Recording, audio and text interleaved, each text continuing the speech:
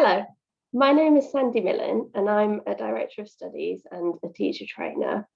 And today my talk is called What I've Learned About Teacher Training This Year. So originally this was going to be the topic for my IATEFL Manchester 2020 talk. So the this year in the title is actually 2019 to 2020. It's still relevant and it's still true, and it's actually got a few extra insights in there from moving online over the last year. So although I've been doing teacher training since August 2014, 2019 gave me a much better theoretical background because I did the MA Trainer Development module with Niall, and I did a lot of reading connected to that as well.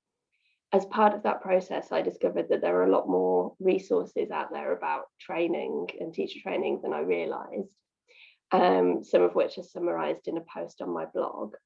By the way, everything that I talk about today, if you go to Sandy Millin, millin.wordpress.com/IATEFL21, you'll find the talk and all of the links that I refer to. The trainer development module helped me to make my training much more principled in the way that Delta did for my teaching. And so the rest of the talk is a kind of summary of what I've learned and how it's influenced the training that I do. So the first thing that I'll talk about is something that may seem quite basic, but I think we forget about quite a lot. It's a reminder that we're working with humans, not just teachers or trainees, but human beings. So the underpinning of everything that we do should start with group dynamics.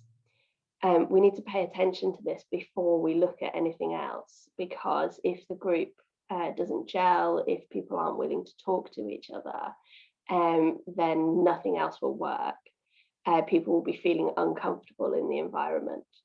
So some of the things you can do is using icebreakers, getting people to share experience with each other, and also managing their expectations of what they might achieve or of how much might change. So in the live version of this session, I ask participants to write a definition of teacher training as they come in before the session starts. And then at the beginning of the session, they introduce themselves to each other and compare their definitions. If you're training online, you can do something similar using the chat box or put people into breakout rooms to do a similar kind of activity. Another idea for a face-to-face course, which could be done using Jamboard online, is to use post-it notes at the start of the course for participants to write one thing that they're excited about during the training and one thing that they're worried about, for example, over the next week or in the next hour during the training session. And then they can compare these, and they generally find that there are similarities with their colleagues. And again, that works as an icebreaker and it improves the group dynamics between the people in the room. A lot of teacher training is actually about changing how somebody thinks about something, not just what they do, but how they approach it, how they consider it. So this means that we need to be able to get at people's beliefs, and that means in a small way that we're trying to change who they are. Your beliefs are very central to who you are. So if people don't feel comfortable in the training room, if there isn't a good dynamic, then people won't feel ready to share and they won't take risks during training. They won't experiment with things. I think this is true in the classroom, in the English classroom, as much as anything else. I think this whole area of group dynamics and beliefs is absolutely fascinating, but I want to talk about lots of different other things. So this is something that I'll come back to maybe on my blog in the future as I experiment further. But if anybody wants to discuss group dynamics or beliefs connected to teacher training, I'd definitely be interested in that. Another time that group dynamics are important is at the end of a training session or a course to give people a sense of completion. So before I did my MA, I'd always done some form of icebreaker at the start, but I'd never really done things at the end of a course, or I had focused on getting to know you, but not really expectations or worries or coming back to them at the end. So the post-it note idea that I mentioned, I tried out on a course in summer 2019. It was a 1-week training course that I did on using technology. And so at the start of the week, we all wrote about something we were excited about or interested in, and something we were worried about on the post-it notes. And we left them on the wall through the week. I say we because I included myself in that as well. And then when we got to Friday, we looked at those to see whether those hopes and fears had actually manifested themselves. And that was a really interesting way to reflect on the week.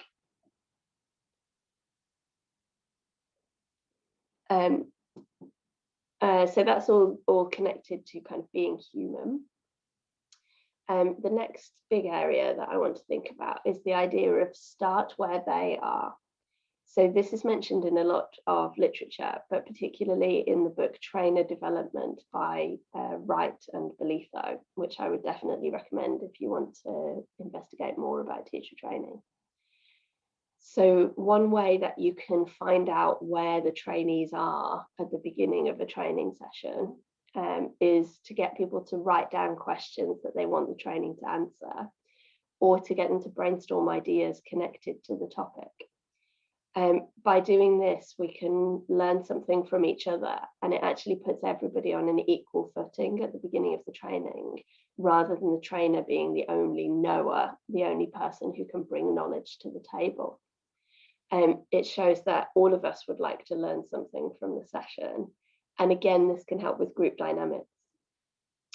Brainstorms that you use at the beginning of a session can also be added to at the end of the session. So you make the brainstorm, you give the input, and at the end you ask trainees to come back to the brainstorm and add anything that they've learned. These could also serve as something that people can refer back to later. So for example, when we have face-to-face workshops in our school, we display things like these brainstorms in our kitchen so that teachers can look at them again. By doing this kind of activity, you can already see at the beginning of a session what you don't need to spend as much time on in the session. And you can also see whether teachers or trainees, whether they have the same kind of questions that you had in mind when you planned the session. It may make you decide to put a bit more emphasis on something different, or to change the amount of time that you're spending on things within the session. If you're doing something online, then rather than having, for example, a paper brainstorm, you may want to use something like Google Jamboard or Mentimeter or Answer Garden if you want people to work on the same document. But there's nothing saying that they can't all make their own paper brainstorms and then perhaps send a photo of the brainstorm to somebody else so that they can see them. The third area that I'd like to talk about is the idea of that training needs to be experience-based rather than information-based. So I think we know that teaching works better when you experience it. But for some reason, when we move into the training room, we quite often shift back to a more lecture-based mode that we would perhaps avoid if we were in the English classroom. I know that when I was training, I used to give people a lot of information and not really time to think about it within the room, because I thought that they would do that later. And that tends to be how I work, because I'm lucky to have a good memory. I like collecting information, and so I like having lots and lots of input, and then I will kind of sort through it later in my own time. But I realized that that's actually quite unusual, and not people don't always work like that. So something I've been exploring in the last couple of years is the idea of experiential learning. This is still like a work in progress, but I'm moving towards the idea of less content and more depth. Obviously, this talk that you're at now, or that you're watching now, doesn't follow that same idea. But yes, generally reduce the content and spend more time on each area. So in previous workshops, I might have included maybe 7 or 8 activities in 60 minutes. But now I might do 3 or 4 activities, but a lot more processing time. And I'll talk about that a bit more later as well. However, having said that, as we shifted online and started doing workshops early on in the pandemic, I went to completely the other extreme content-wise. I basically ended up having almost no content because I knew that the teachers I was working with had far more experience of the online classroom than I did. And I thought that they would therefore appreciate being able to share their ideas with each other. And I didn't feel like I really had anything much to bring to the table. The problem with that was we ended up with no content. And after you've had 2 or 3 workshops like that, they fell flat because people had already kind of exhausted their stock of ideas. So I realized that I still needed to include some content which came from me, at least as a backup plan, even if that's, even if it turned out that maybe teachers had more to share. So I'm hoping that I've moved to a better balance of kind of content and depth and what comes from the trainees. But yeah, that's still very much a work in progress.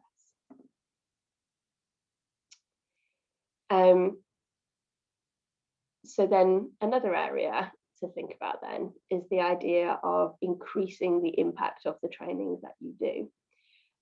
Some of the research that I read while I was doing the trainer development module made for quite, shall we say, salutary reading, because I think I know this from my own experience as well. Very little of what we do in the training room will necessarily transfer into the classroom.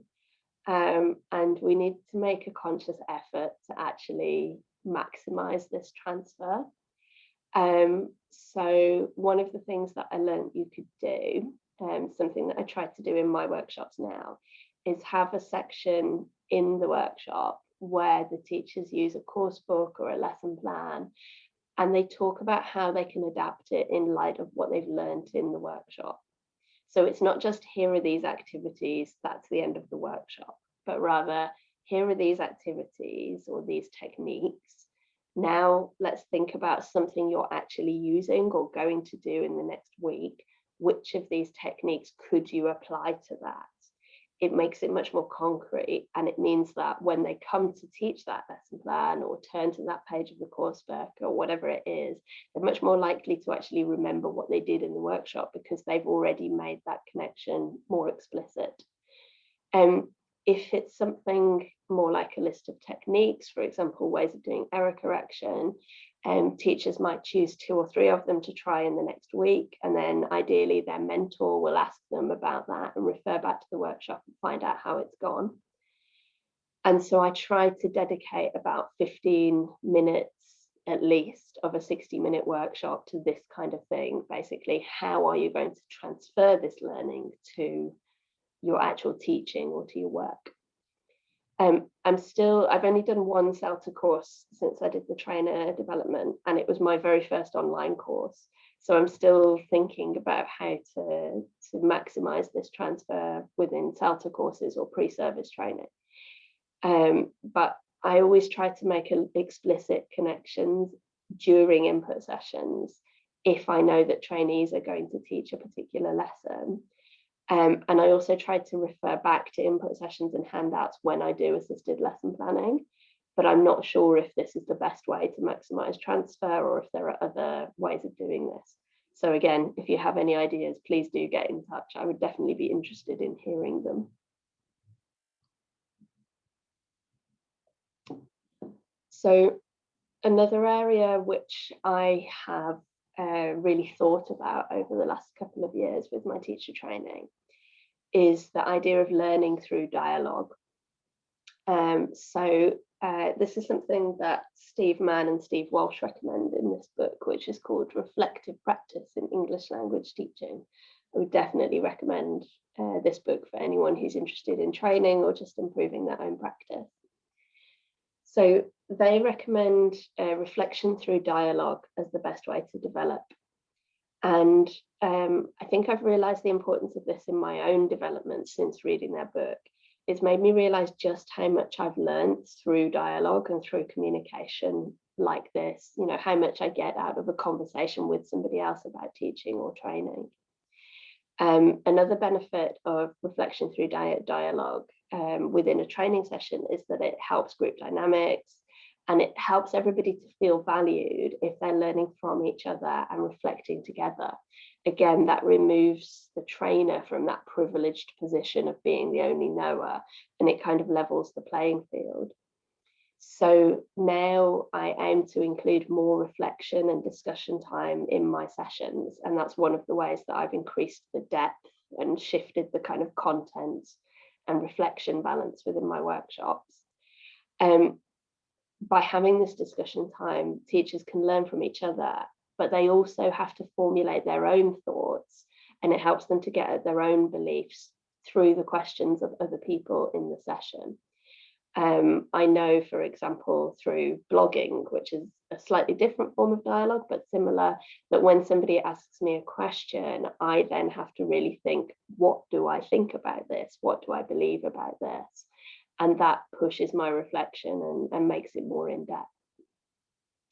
Another benefit of learning through dialogue is teachers or trainees realizing that there is no one right way to teach. But instead that teachers should experiment with different things to find out what works for them and their teaching style and what works for their students. And so you can do this by finding out how other teachers talk about teaching and about learning. So teachers can find out what they have in common and where they differ, and then they realize that it's okay to have different teaching styles, that we can get to the same end results but along different routes. The next thing that I'd like to talk about is the idea of modeling and the importance of modeling as a trainer.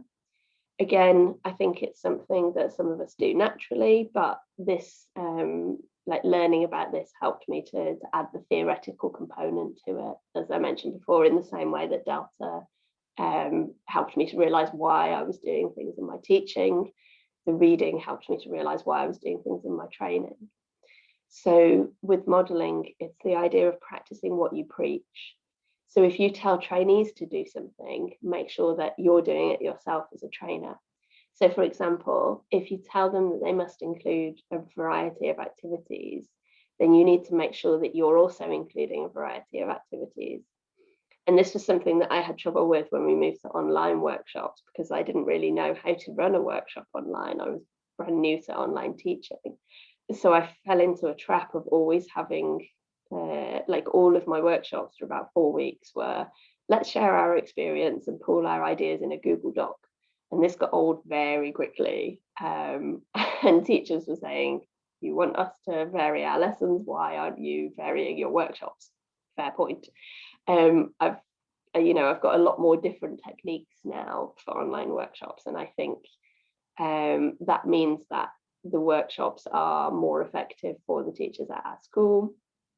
I'm the director of studies at a school in Bydgoszcz in Poland at the moment, and it means that the teachers are more likely to respect my advice, your advice, and also that they're actually experiencing what it is you want their students to experience. They can feel what it's like to benefit from the techniques that you're recommending.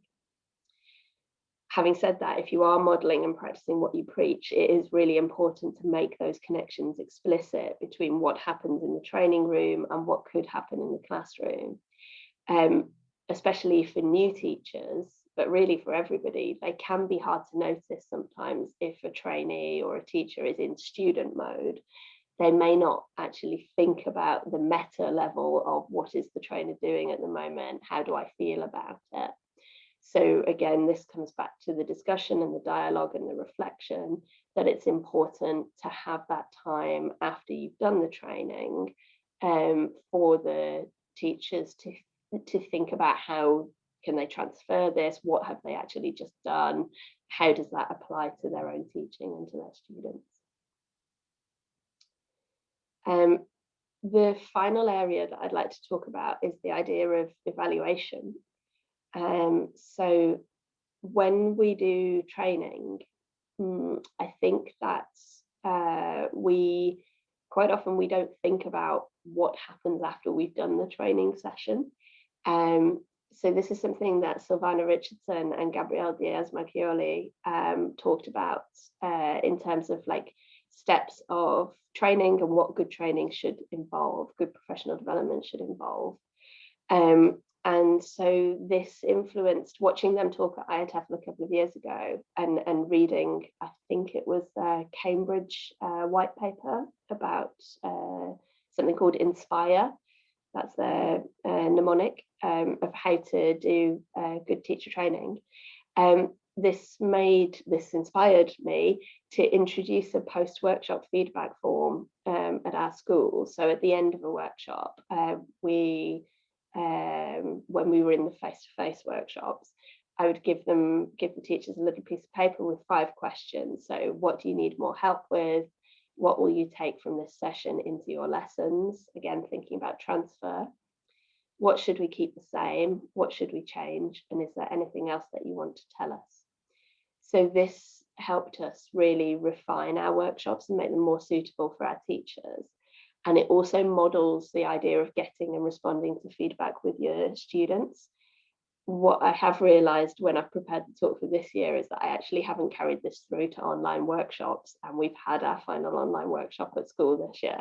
So that's something for me to think about in the future, is actually how to do this first step of post-workshop feedback, post-workshop evaluation.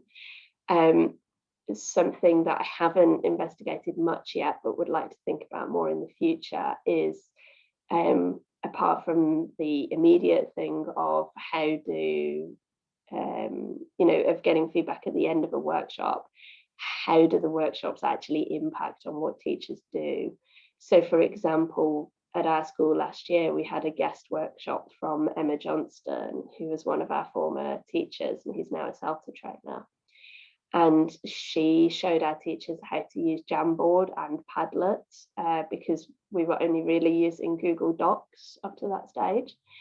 And the watching observations after that and getting messages from teachers, the explosion of creativity that I saw after that in terms of how teachers were exploiting these 2 tools and just adding so much more interactivity to their online lessons was amazing. So I know that that workshop had a huge impact on the teachers at our school, but I don't think I could tell you that about any other workshop that I've run or other teachers have run over the last 6 years that I've been at the school. So I need to think about, how do you evaluate the longer term impact of these workshops? And I also think with something like IATEFL, for example, I'm doing this session now, but I have no idea unless somebody contacts me about how useful this training or this reflection that I've done is to other people. So and whether that actually impacts on their practice later on. So so please feel free to get in contact with me. And if you have any ideas for like longer term evaluation within a busy private language school, please do let me know. So then to round up then, I think I'd like you to have a think about whether your training follows similar principles to anything that I've mentioned in this talk, maybe whether there's anything you might reconsider in your training based on what we've done here. If it wasn't a recording now, if it was a live session, I would ask you to write that in the chat or share it with the person next to you. And that's a way for you to perhaps transfer what I've been talking about and have a little dialogue ready for the future, ready for your training in the future. If you are interested in developing as a teacher trainer, I'm just going to advertise my book. So this is ELT Playbook Teacher Training. It's nice and thin, it won't take up much space on the shelves. This is something that you might use as a starting point for reflection on teacher training. It consists of a series of short tasks, so that's the whole task. So you have a time limit, how long it might take. You have the task itself, and then a series of reflection questions which come out of the task. And then you have 4 different ideas for following up on the activity that you've done. So there's an idea for writing a blog post, There's an idea for recording a short video, maybe through Zoom or posting it on YouTube, something like that. There's an idea for a more image-based reflection, so something you might want to post on Instagram, for example. Or there's an idea for private journals. These ideas are interchangeable as well. And the idea with all of this is that anything that you write or record or draw that you want to share with other people, you can also share on the ELT Playbook hashtag. And hopefully we can build a community and learn from each other based on these tasks. The book itself is quite cheap, and you can actually, if you're watching the video before the 17th of July 2021, you can get 10% off the ebooks on Smashwords with the discount code, which is capital Z, capital X, 79, capital U.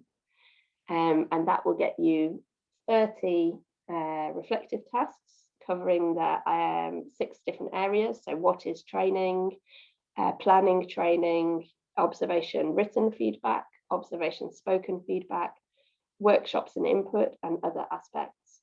And even if you're just taking your first steps in training, or perhaps you're doing conference sessions, you hopefully will find something in there that is useful to you. What I will say is I wrote this before I did the trainer development module. I think I wouldn't change it very much, but again, any feedback on that will be interesting for the future, and it's all self-published.